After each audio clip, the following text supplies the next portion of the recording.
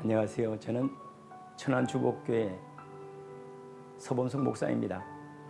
오늘은 풀고 사는 인생에 대한 이야기를 좀 나누려고 합니다.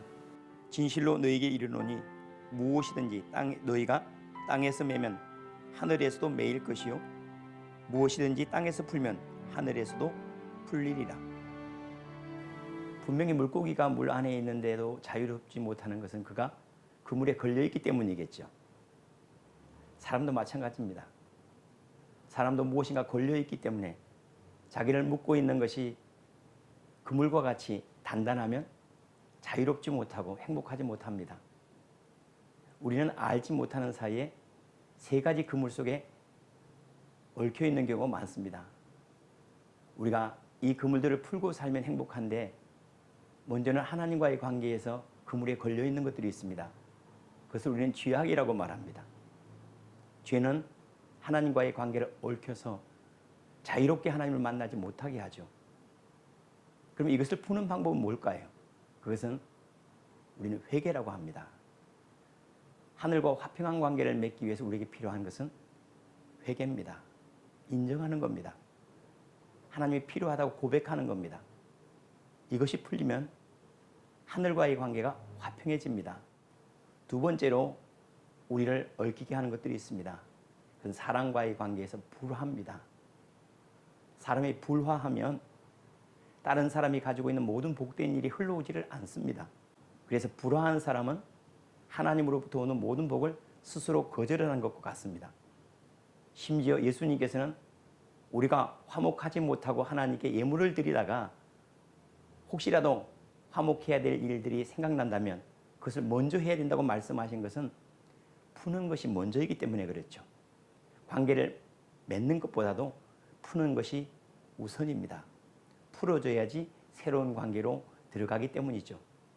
그렇다면 이 두 번째 그물로부터 자유롭게 되는 방법은 무엇인가? 그것을 우리는 용서라고 말합니다. 용서하고 축복해 주는 것. 그것은 나를 먼저 자유롭게 하죠. 우리가 힘든 것은 미워하는 사람이 아니죠. 미워하고 있는 내 마음이 나를 더 힘들게 하는 거죠. 결국 용서라고 하는 것은 다른 사람에게 하는 것이 아니고 내 스스로에게 하는 것이라고 말할 수 있죠. 이 두 번째 그물로부터 자유로워야지 우리가 하나님께 주신 분복들을 누릴 수가 있게 되는 겁니다. 세 번째로 우리를 얽히게 하는 문제가 있는데 그것은 재물 또는 세상과의 관계입니다. 이것을 얽히게 하는 것이 그럼 무엇인가? 그것을 탐심이라고 말합니다.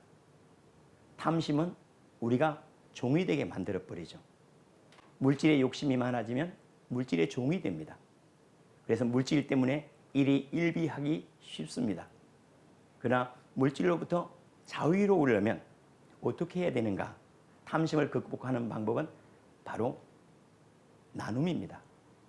우리는 나누면서 나눔이 가져다주는 즐거움이 소유하는 즐거움보다 더 크다는 것을 배워가게 되는 거죠. 이 세 번째 그물로부터 자유로우면 사람은 비로소 만물을 다스리는 위치로 재물보다 더 위로 올라가는 위치로 회복되는 겁니다. 이것이 자유롭게 사는 인생이고 이것이 우리로 하여금 풀고 살아가는 삶, 하나님의 모든 것들의 주인 된 삶이라고 말할 수 있습니다.